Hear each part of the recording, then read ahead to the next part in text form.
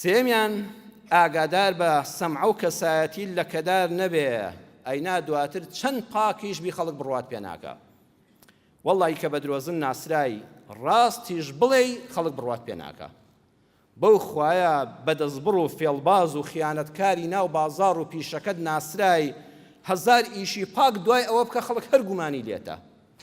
شەریکەکەت کۆمپانیاکەت بەشی دروستکردنی ئامێرەکانت یەک جار شتی خراپ بخەیتە بازاڕەوە و دەست و غەشت هەبوو بێ 100 جار ئیشی جوام کە خەڵک هەر گومانی لەسەردا. تەبیعەتی مرۆڤ وایە کاتێک خراپە لە کەسێک دەبینێ دواتر دڵی لێی پانابێتەوە.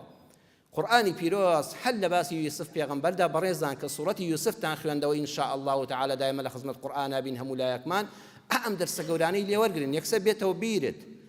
کاتێ براکانی یوسف پێغەمبەر سەلامی خوا لە یوسف و باوک و باپیری بێ باپیرە گەورەشی بێ، کاتێ براکانی بنیامین دەبەن بۆ میسر بۆ ئەوەی بارێک گەنمی زیاتریان بداتێت، چونکە یوسف نەخشەیەکی داناوە بەڵکو براکەشی بێ لای بێ بلای داک و باوشەکەی خۆی، بەڵام لەوێدا بە پلانێکی عاقڵ و ژیرانە بینیوتانە کە چۆن بنیامین گل دەداتەوە لای خۆی. برا گەورەکەشیان برای دەیەکەی تر ئەڵێ وەڵڵا لە ڕووم نابێمەوە بە چ چاوەڕوویەکەوە دوو جار دەستی باوکمان بڕی، جارێک یوسفمان لێسەند ئەم جارش زەمانماندایە کە بنیامین بە سەلامەتی دەبینەوە، بەخوا من لە ڕووم نایە ئاوا بێمەوە بۆ لای باوکم.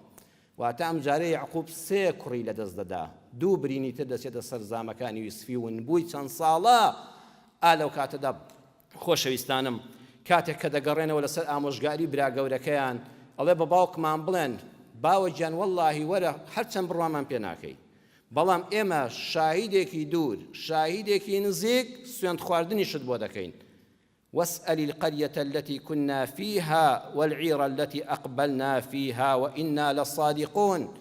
باوە گیان حەز دەکەی پیاوێکی تایبەتی خۆت شێمە متمانەت پێیەتی بینێرە بۆ وڵاتی میسر بۆ ئەوەی بپرسێ داخۆ لە وڵاتی میسر بنیامین دزی کردبوو یان نا، وەڵا لەبەر چاوی خۆمان عیارەی گەنمەکەیان لە بارەکەی ئەو دەرێنا.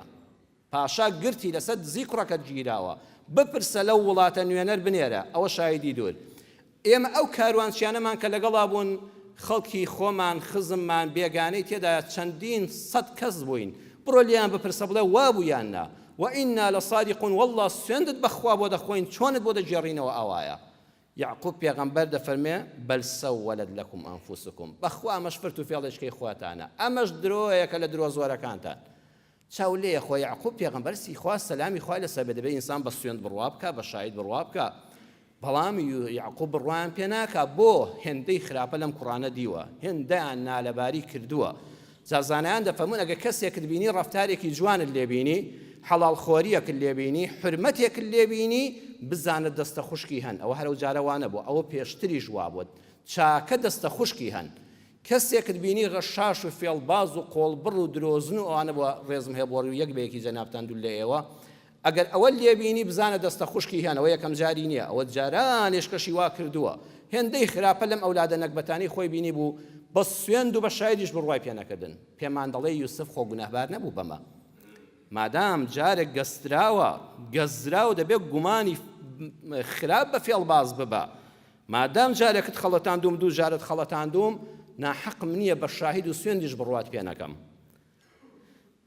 کەسێک کە دەستی بردرا فێڵی لێکرا ناحەقی نییە، ئەبێ ڕێک گومانی خراپ بە بەرامبەرەکە بەرێ کاکە تۆ مەجاری یەکەمن نییە، لەوە چێمەش نەخشەیەکی خۆت بێت، لەو کاتەیە تۆ گوناهبار نابی.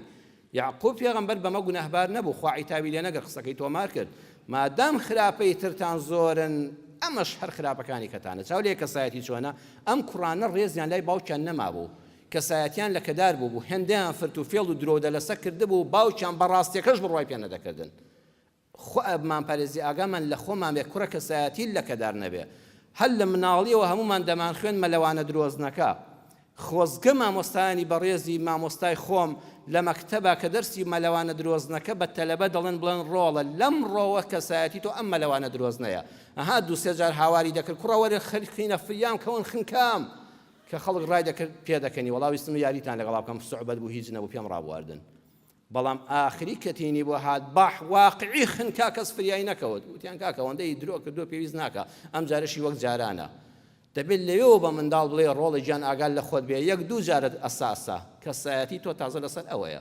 خەڵک بەڕاستیەکانیشت بڕوان ناکە ئەم حکومەتی هەرێمی ئێمە وەڵڵه پێم ناخۆشەوە دەڵێم بەداخەوە هەر کەڵەکە بوو لە 91ەوە کۆمەڵە بنەما وای کرد ملت متمانەی بە تەواوی حکومەتەکە لەق ببێ لە تاڵان و بڕۆ لە ساڵی 91ەوە چۆن تاڵان و بڕۆی ئەم وڵاتەیان کرد لە دزیکردن لە گەندەڵی لە بندیوار و دامەزراندن لە ڕقی یەکتر لەوەی کەوا وعدی زۆریان دەدا لە کاتی هەڵبژاردن ئەوانەدا و دوایی هەر قسە بوو خەڵک هیچی نەدەبینی ئێستا جاری وایە ڕاستیش دەکەن جاری وایە چاکیش دەکەن پاکیش دەکەن خەڵکەکە هەر گومانی هەیە بەڵێ بەخوا زەحمەتەوا بێ چاو لێت دەکەوێتە گومانەوە بۆیە مامۆستای ئاینی مامۆستای قوتابخانە پزیشک دکتۆرەکان کاربەدەستانی حکومەت مامۆستایانی بەڕێز لە هەر پێگەیەک ئابووی بازرگانان ئاگال لە کەسایەتی دیبێ بەو خوایە جارێک ڕووشاوکمە لەوانە درۆزنەکە لێ دێ دواتر وەکو کوڕانی یعقوب باوکی خۆت متمانەت پێ ناکە